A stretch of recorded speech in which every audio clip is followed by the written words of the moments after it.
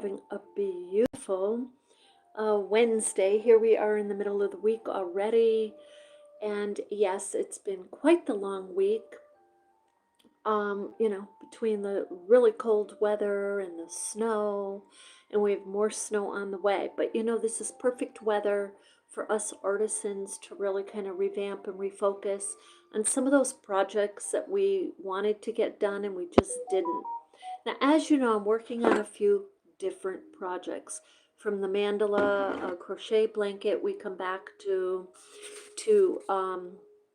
our Boro Sashiko inspired hats, to pieces that I am making for the class on mixed needle felting art. So I want to share with you. Yesterday we started our Tunisian crochet, and so I'm going to walk you through this. This is how the piece came out. I told you I wanted it on an angle, right? I did not perceive that it was going to end up being an owl. When I did the angle, and then I was playing around with a dowel, like a natural dowel stick. I wanted this one. I remember sharing that with you. So I switched it to this rounded one, but it just created like ears, and I could have created ears with a picot stitch. In other words, just kind of doing maybe a few of them, like chain 3 and then just bringing it back down in the same space, and then again chain 3, bring it back down in the same space. Would have given me a couple little pointy, would have given me a pointy ear type deal, but it just did it naturally on its own with this type of stick. So by the way, if you are new to the channel, we create with all recycled materials, fabrics, and supplies. It's our way to give the earth a little hug. And if you're coming back, thank you so much for coming back. Those of you who have been with me know that as I'm creating, many times it's it totally is almost literally WIP. It's like just in the moment, like we're working the process. It's work in process, but what I mean to say is it's the process that I'm working. So yesterday when we did this, we started with a chain and then a couple of rows of the single crochet. The single crochet kind of gives us a little base. It allows the Tunisian stitch, which is these stitches here. Where are we? Right here, the Tunisian stitches, to just kind of fall and just kind of have a really good base. And then I went to the treble. And as I was going down the treble, I think I got about here, or maybe the second row with you a little bit. And hi, welcome everyone. And then when I got that far, I decided, well, you know what? I just kind of want it to trail off. Now, at that time, I didn't see an owl, but I went in to fill the space with needle felting raw wool. That's what this is. These are a couple of different pieces of the raw wool.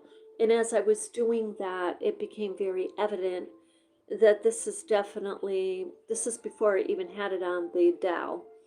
And so I was seeing an owl. So I went ahead, got a couple of buttons, put them in for the eyes, and then just was kind of finessing this a little bit, and then added the little dowel. And then I went ahead and I added some natural sticks for like a claw or foot there. And I kept playing around with this stick. I'm like, well, maybe I'll have it sitting on a stick and put it behind it. And I really didn't like it. It just was not popping the way I thought maybe that it would. So I just kind of put that away. And I'm like, okay, I'll just put the little claw there. By the way, for those of you who are interested in wildlife, this I don't know why the owls are so much on my mind. However, this morning on my other side channel, Vermont Sun and Shade, we talk about the owls that have attacked, the owl incidents of owls attacking people in Vermont, because the nesting season is coming up for owls in February and March. So take note, because in Vermont, you'll see my hair right now is like from wearing a hat. In the spring and summer, you will see a lot of Vermonters, a lot of people in Vermont wearing hats. And there's a lot of reason for that, especially if you're going to be out near the woods. There are wildlife out here. And when I talk about the wildlife specifically, in this case anyway, I'm talking about large birds. Hawks, if you have a tiny little dog, we were talking this morning.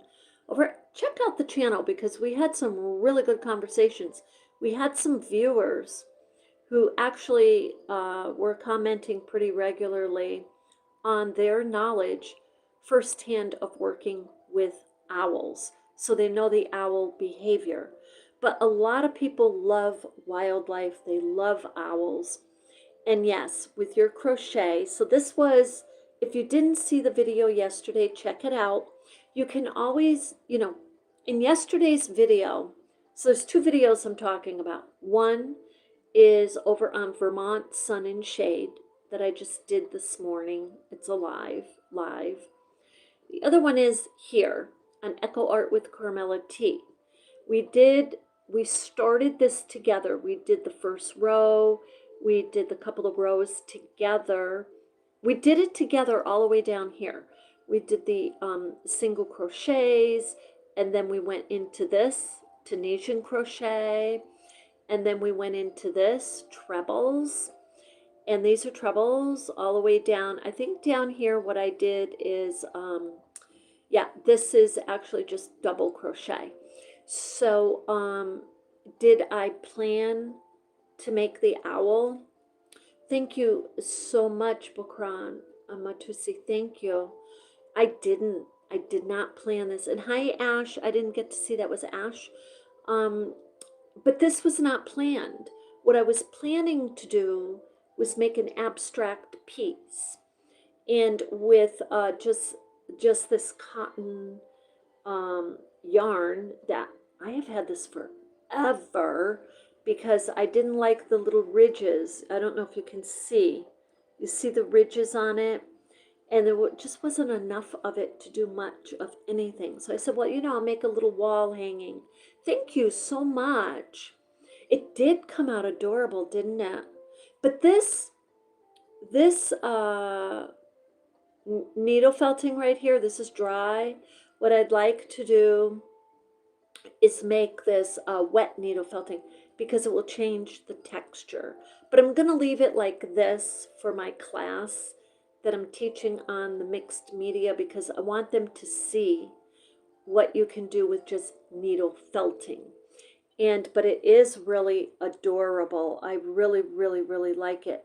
Now the drop stitches that we were talking about yesterday, they are here, but I think I kind of, they were more over here, and I kind of actually filled them in with the needle felting. Thank you so much. I appreciate. Yeah, are you guys working? You know what this reminds me of? Macrame. Does anybody do macrame out there? I mean, it really does, doesn't it? I think it's because of the cotton yarn. But it's all crochet. And so it's regular crochet mixed in with Tunisian crochet and back to a treble. So I do show you, like as I'm going along, bringing you with me on my work in process WIP. I'm showing you, and I could do a very specific video if you want on just one stitch and to teach you just like the treble. Oh, and you know what? Guess what? I looked up the history of Tunisian crochet. It isn't from Tunisia. Wouldn't you think it was? Totally. You would think it was from Tunisia. What did they say? Egypt and uh, going back in Asian, a lot of the Middle East. Yeah. I was reading the history, but totally would have thought Tunisia. And everybody does. So it's kind of odd that they call it the Tunisian crochet. Does make sense. But anyway, I hope that you like this. So the way that you would simply do this is just kind of do a rectangle and whatever stitch you want. So we're talking creatively here because we're not using patterns. You use your own intuitive self. Oh, okay. Very cool. Thank you. Thank you for sharing. Um, yeah, so, but just do your little rectangle. And then with the owl, these larger, because these are definitely larger stitches than the single crochets, right? We used a bunch of little stitches. Thank you so much for being here. So these larger stitches just kind of make the piece come out a little bit, like it just gives it a little bit more of a thicker parameter, which is nice because that's kind of where you're going to get the body of the owl. And but the owl, if you want to purposely bring these rows out, just add a couple of extra stitches. You know what I mean? Add a couple of extra stitches. So there's a lot you could do. You could change the color of your yarn.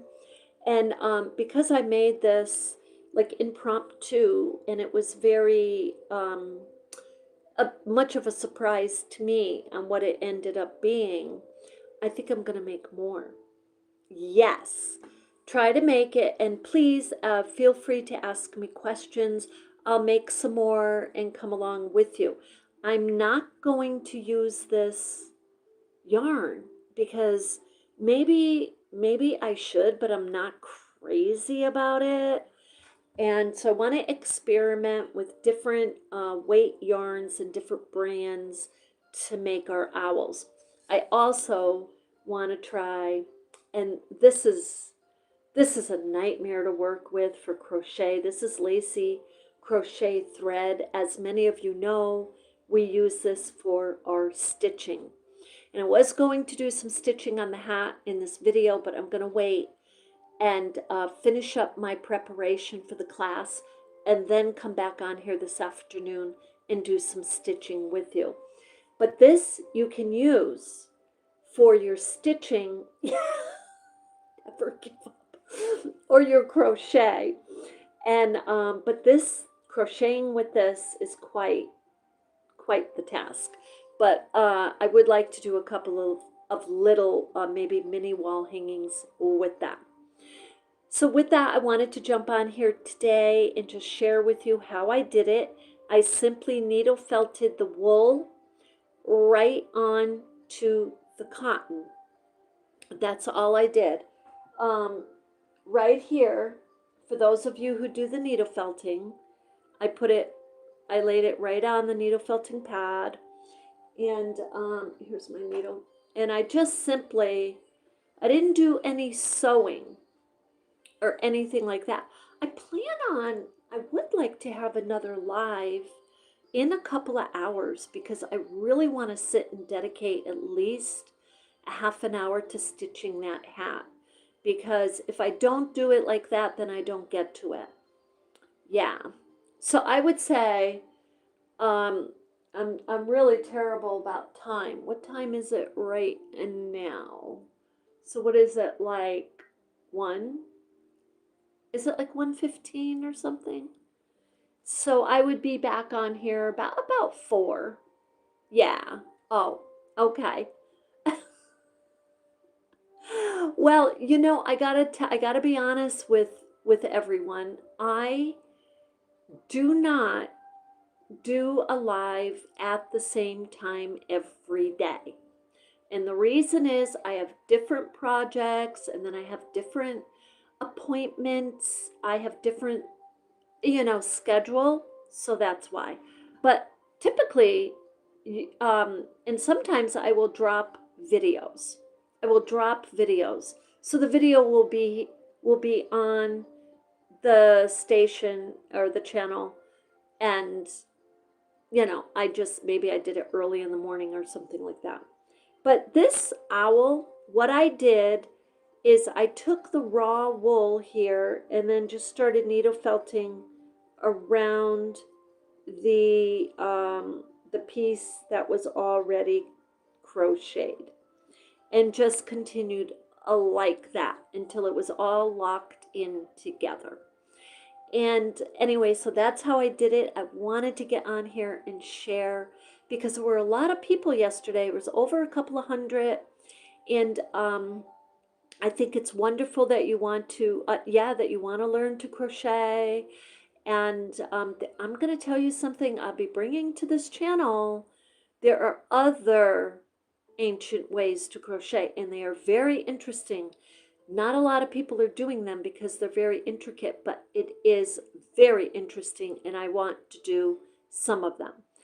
I don't think I'll get to the point of the little doilies, but I do want to share with you some of the other ancient stitches that they started with. So, and how they did that. So, and different little things. So, what we'll do, so with this piece, if you do try it out, let me know. I'm happy to answer your questions, and we'll be jumping back on here. So I hope that that inspires you, and it doesn't have to be this type of yarn. It doesn't have to be the way I did it.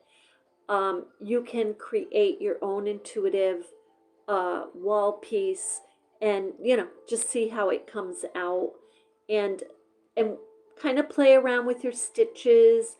And maybe what we were doing yesterday was skipping stitches. We were what they call drop stitching. So that is what created the angle. And would I do it again? Exactly? Not exactly, but I know the method of the drop stitching, skipping, things like that, and then adding, and that's how you get your little angle. So with that, I hope that you have a beautiful rest of the day. If you want to know how I did this, the video is on my channel as of yesterday, and I'm going to go ahead and change it to this so you can see the complete project. And thank you everyone for being with me, and I hope you have a beautiful day. Thank you.